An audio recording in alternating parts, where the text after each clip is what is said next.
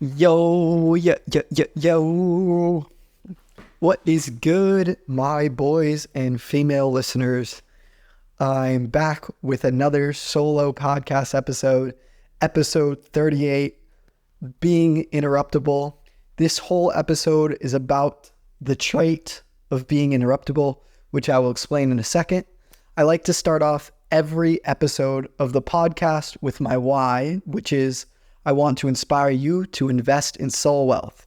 So most people measure success by classic wealth metrics, which are your money, possessions, achievements, and or status. And I want to help you measure success by relationships and memories. Today, we are talking about being interruptible. It might be a quick episode, maybe 10 minutes, maybe 30 minutes. I don't know. The concept of being interruptible is pretty much exactly what it sounds like. It sounds like I am the type of person who will allow himself to be interrupted. So maybe when I'm doing my work, my mom calls me, I pick up the phone. Maybe when I'm traveling and I'm planning to go see a museum, but I meet a friend, I'll go do what they want to do instead. Being interruptible means that I'm sacrificing whatever current plan I have in the moment to appease someone else. And it's funny because I consider myself someone who lives primarily in the self-help space. I think that I try to make content that really adds value to people's lives. In this aspect, being interruptible is no different. I think it's something that will really, really, truly add value to your life, but it sounds so countercultural. So what do I mean when I say it sounds so countercultural? It sounds so countercultural because almost everyone in the self-help world right now is like, me. How do you love me? How do you love yourself? How do you say no more? This is something I see all the time. Say no more. And I'm not against that. I'm just putting it out there. Is say no more. Give yourself more time. Invest in you. Focus on you. I've even advice that I follow, putting your phone on airplane mode, getting into deep work. It's all about focus. All these things are advice in the common self-help world, and it's great advice. The issue that's really common amongst self-help people, it's really common amongst people investing in themselves, is that, I don't know if the idolize yourself is the right phrase, but the issue is that you will think that what you're doing is so important that you can't give time to other people. And I'm not referring to the time you give at the end of your workday. I'm not referring to the time that you give on the weekends or whatever. Of course, I'm sure everyone here strives to have a good relationship with their friends and family. I'm talking about being interruptible. I'm talking about in the middle of your workday, someone calls you, you pick up. I'm talking about you have a whole set of to-do lists for the day. Something pops up and you're willing to sacrifice your to-do list to help someone else. Now, why is being interruptible valuable to you? So I'll first explain why people aren't interruptible, and that is what I just explained, which is that people are so busy. We now live in this world where you idolize yourself. It's even worth mentioning traditional identity versus Western identity. So basically, what traditional identity is, it's most of the Middle Eastern countries, maybe Russia, maybe China, they primarily live in the traditional identity, which means that you get your identity from your family. It means if my dad was a carpenter, I don't need to figure out my purpose. I'm going to be a carpenter. If my dad was a bricklayer, I don't need to figure out my purpose. I'm going to be a bricklayer. And then when you look and you can ask yourself, am I successful? You go, am I a good family member? Am I a good son? Am I a good daughter? Am I a good brother? Am I a good sister? Everything about your identity, everything about the way you measure your success is through your family. That is the traditional identity. It's still the primary way to identify yourself in the Middle Eastern countries, Russia, whatever. And then on the West, specifically in America, where I'm filming this podcast, we have the modern identity. The modern identity is pretty popular in Europe as well. And what the modern identity is that your family doesn't decide your identity. You decide your identity. I am the ultimate controller. So If I say, hey, I'm going to be a YouTuber, which I did for many years, well, then I measure my success based on how well I'm a YouTuber. Or in the modern identity, the issue is it's very easy to become uninterruptible, because if you measure success by yourself, I'm the one who defines my success, and most people will pick some sort of career. It's very rare that someone goes, I'm going to define my success and it's how well I'm a family man. And actually, I will go as far to say that the traditional identity is not perfect either, because if you're just living to be what your parents are, you're just living to be a good family member, that is certainly an important trait to take up. But is it worth doing work that you're not passionate about for your entire life because you want to be a family man? What if your dad left you at birth and then you just feel worthless your entire life because you're supposed to get your identity from your dad? What if you can't perform in what your family wants you to perform? If you have abusive parents, if you're adopted, there's so many reasons why the traditional identity isn't great either. But with that being said, the modern identity is kind of, considering we all came from that part of the world, the modern identity is kind of the updated version of the traditional identity. And the issue is that you glorify yourself, and when you glorify yourself, you start to think that everything you do is more important than what everyone else does. And especially if you really look on Twitter, if you look on YouTube, if you look at all these self-help gurus, what they're going to tell you is work harder, harder, harder. I'm all for working hard. I really believe in working hard. But if you have no morals behind your harder work, you're just going to decide that things aren't worth your time, decide that things aren't important. Again, it's even a trend in the self-help world to say no all the time. It's a trend to value your time. It's a trend to cut off certain friends. But let me tell you why, while all those things are good, you should never make yourself uninterruptible. Let me tell you the benefits of being interruptible. The first benefit, and probably the most valuable benefit of being interruptible, is that your friends, family, and surrounding people in your life will appreciate you more and arguably love you more. I'll give you an example. I really, really make it a point to answer my phone when people call me. And if I can't answer, I call them back. I have various friends, some of which do the same. They answer the phone or they call me back. And some of which don't answer the phone, don't call me back, don't text me back. When I think about the two, it's not that I hate the person who doesn't call me back, but I feel much closer to the one who does. I feel much more love from the one who does. I feel much more appreciated from the one who does. So I can speak from anecdotal research that in something as simple as being interruptible to pick up a phone call or to text you back, and while that sounds simple, even that little task is something people don't do, that in my life, I can confirm, like, those are the people I feel the most love from. So you thinking about me as how I treat other people, if you're the type of person who answer phone calls and make time, and even in you allow yourself to be interruptible, well, then other people are going to perceive you as more lovable. And I just used a very simple example as picking up the phone or responding over text. But the more and more you lean into being interruptible, the more and more people will remember this. So I feel like I'm becoming, and I don't know, this is for my friends to say, not for me to say, I feel like I'm becoming someone who a friend can call and they go, yo, I need you to come help me film. And if what I'm doing is not absolutely essential, and I do have a bunch of tasks like advancing this podcast, I have a YouTube channel, I work for a marketing company, and I try to go to the gym every day, and I have an app with all my to-do list, and I fill up my to-do list to the point where I got to spend every second efficiently to finish it. But when people call me and they ask me to film, or when people call me and they ask me to help them with something, I will generally look at my to-do list, and if it's not absolutely essential, which it almost never is, then I will come help them. And like I said earlier, I can tell you right now which one of my friends answered my phone call. A phone call takes 5 minutes.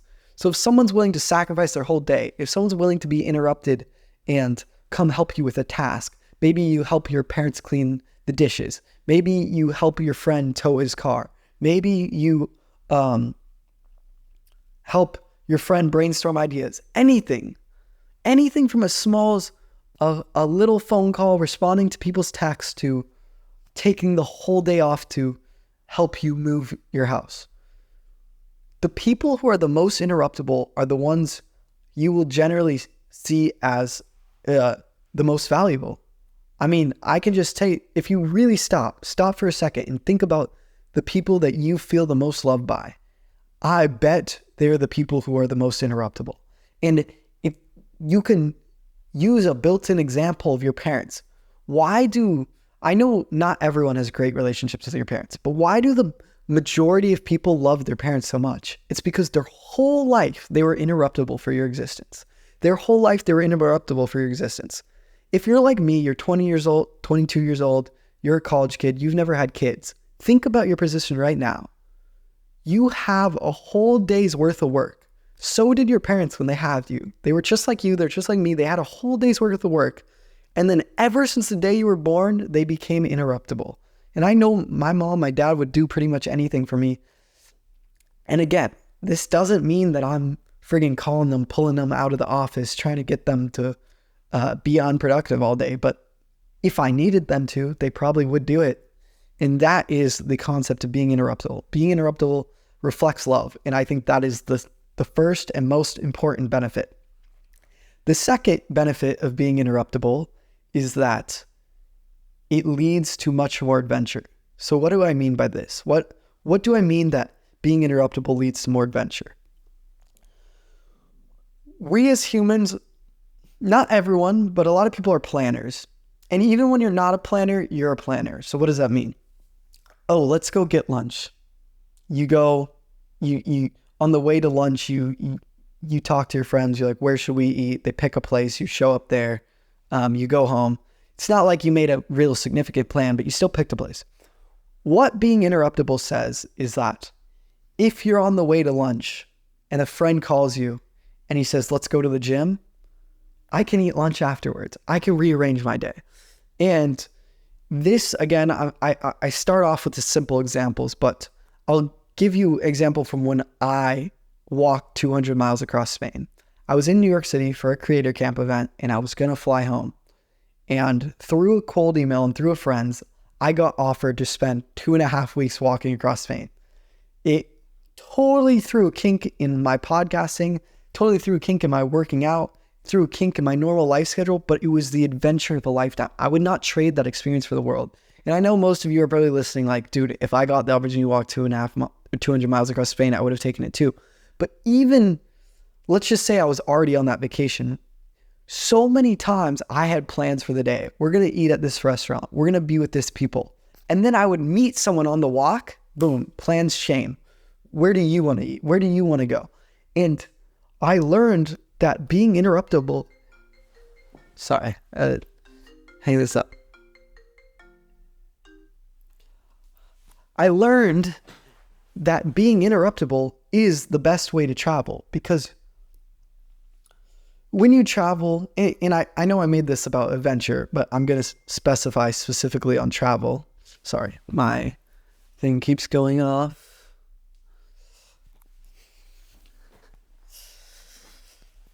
When you travel, you generally make plans. We're going to go to London. We're going to see this museum. We're going to eat at this restaurant. But then it's just, the experience is only as good as those things are.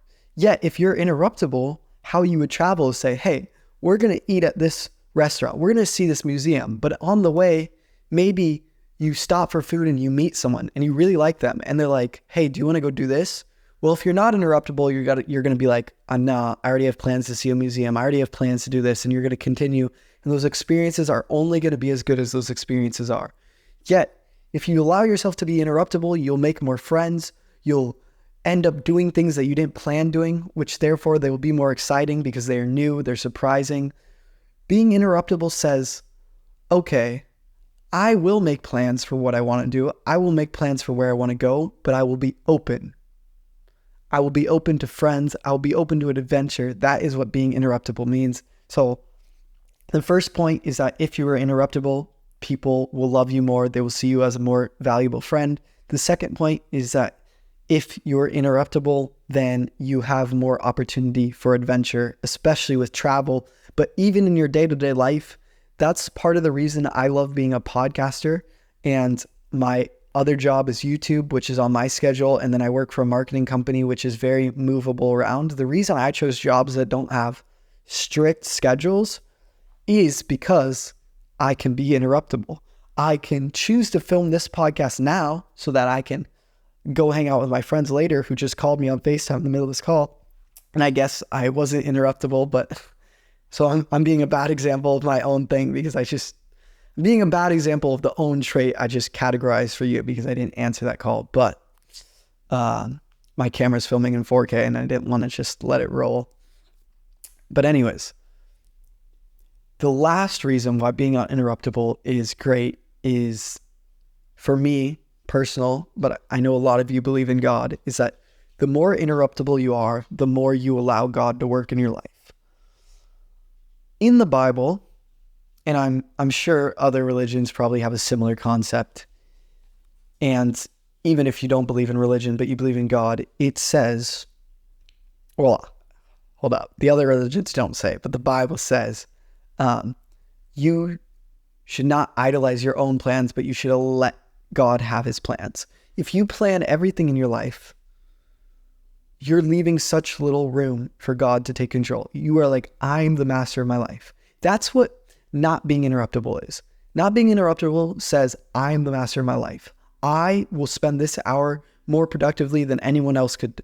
I will spend this day more productively. I will take control of my life. And I love the mindset, I will take control of my life, but I hate the mindset that I'm always the best. In this, the more interruptible you are, the more you surrender yourself to God. If I answer the call, if I'm willing to leave my work for the day, if I'm willing to go volunteer or let people interrupt me, if I'm willing, and the thing is, the more and more interruptible you are, the more and more people will notice, the more and more people will invite you to do things, because no one wants to invite someone to do something when they're always busy. No one wants to keep calling the friend who doesn't want to hang out. People want to keep calling the friend who always is not only willing to hang out, but willing to help, willing to adventure. That's why all my friends call me to adventures, because I'm interruptible.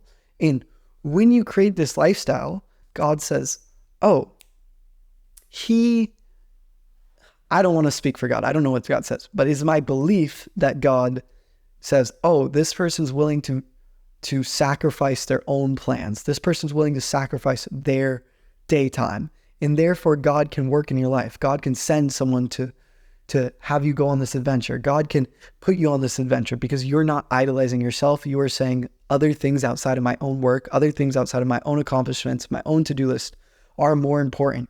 And therefore, I'll spend my time doing those things. And therefore, God can use those things to bring adventure, to bring lessons, to bring anything he wants in my life. And I'm not going to say that God couldn't do that without your willingness, but I think that when you want God on your side, being interruptible is great.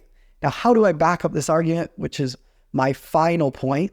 And this is not a point about about why being interruptible is good. So the first thing we talked about is why people are not interruptible, and that's because of the busy culture we live in. That's because of the Western modern identity telling you that I'm in control, I'm in charge, I'm the most important person in my life, me. Western identity, busy culture, especially in America. That's why you are generally uninterruptible. And then I explained the 3 points about why it's good to be interruptible, which are, first off, the people around you will see you as more valuable, will see you as more loving and adventurous. The second point is that by being interruptible, you will have more fun traveling, you will have more adventure. The third point is that you allow God to work more in your life. And now the last talking topic is,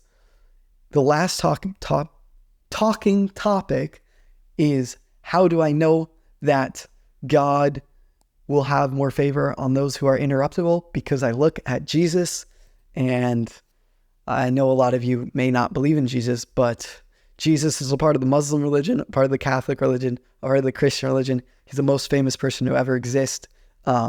it would be extremely hard to argue that you or anyone you know lived a more important existence than Jesus, even if you don't believe that he died on the cross. I mean, obviously, if you're a Christian, you would never put yourself on that level. I believe Muslims would never put themselves on that level. But even as an atheist, there's nothing you could do in this life to have the same legacy Jesus did.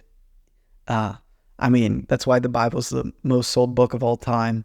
The Quran, a close second. Jesus is the most famous person ever. And if you look at Jesus's life, in my opinion, there's two ways to describe someone's, I don't want to say busyness, but how they control their future. There's two ways. There's the granular level. Granular level is what I do now. What do I do today? It's my to-do list. It's the little things I accomplish, the small habits. That's the granular level. And then you have the visionary level, which is where do I want to be in the future? What are my goals, my plans? So I'll list mine to explain to you. So on a granular level, I'm going to film this podcast today, which is, I'm going to film this podcast today. I'm going to work out today. I'm going to go to church tonight. So on a granular level, I'm doing these daily habits. What does my visionary look like? My visionary is that I want to have a soul wealth brand. The soul wealth brand cares about fitness. It cares about religion. Or I should say, it actually doesn't care about religion. It cares about relationship with God. And it cares about my visionary. Sorry, I'm getting so sidetracked. My visionary cares about relationship with God. It cares about fitness. And it cares about building the soul wealth brand and building this podcast. So therefore, my granular goals align with my visionary goals, and that's how I think you should work on the future. Now, the reason I bring Jesus up, and the reason I can back up the point that God prefers when we are interruptible, is because Jesus was a reflection of God, and Jesus had a way more important granular vision. So his day-to-day looked like literally healing people, curing lifelong diseases, helping people see again, raising people from the dead, preaching the gospel, helping others, sacrificing. That's what his granularity looked like. And then his visionary goal was to literally die for our sins, to die on the cross, to be the most famous person in existence, the most successful book, the Bible. So on a granular level and on a visionary level, he's far, far, far, far, far more important than I could ever be. And if he's far, far, far more important than I could ever be, he's also probably far, far, far more important than you could ever be. So Jesus had more important tasks to do every day, and he had more important vision for the future his entire life, yet he was the most interruptible person to ever walk the earth. And what do I mean by that is when he would be on his way to go heal someone, or he'd be on his way to go teach a lesson, and a beggar, like a homeless man or a prostitute, would stop him. They'd want his attention. Can you heal my son? Can you heal my sickness? And whenever anyone wanted his attention, he would stop what he was doing and give them his attention. He would heal them. He would hear them. He would listen. He would love them. Even though he had the most important daily tasks of anyone you know, Jesus had the most important daily tasks of anyone you know, yet when he was on his way, he would always make time to be interrupted. And guess what? He still got everything done. He still accomplished the greatest legacy of all time, but he was able to be interruptible. And I hope this makes sense. I know I'm not laying out this concept as well as people have explained it to me. But if Jesus can be interruptible, and be basically the hero of the entire world and still accomplish his day-to-day tasks and still accomplish everything, then you and I can be interruptible. And I've noticed me, myself, as I've leaned a little bit more into being interruptible, which was really hard for me because I idolize work, I idolize myself. And as a result of following Jesus, I've been recently trying to take up this trait of being interruptible. I've noticed, guess what? I actually accomplish more. Guess what? People actually like me better. Guess what? I'm having more and more adventure. It's only a good thing. And that's what I find in life, is that the more and more I model Jesus, the more and more good happens. And this podcast, I know some of you probably listened and you're like, oh, I didn't know I was getting a Jesus speech. Well, you are. This podcast is about the characteristic of being interruptible. while of course having a relationship with Jesus matters in my eyes. Even if you don't believe in Jesus, if you're a complete atheist, you're a member of another religion, being interruptible is a trait you should take on anyways. It's basically the idea that whatever I'm doing is not the most important thing to do right now, and that sacrificing and giving my time to others will actually be just as valuable or more important, and you leave room for God to work in your life. And I hope that makes sense, because I freaking love the idea of being interruptible, and it's something I'm becoming obsessed with. And yeah, if you guys ever need to reach me, you can DM me. I'll be interruptible there. You can call me, my friends, and I love you all. Stay interruptible. Peace out.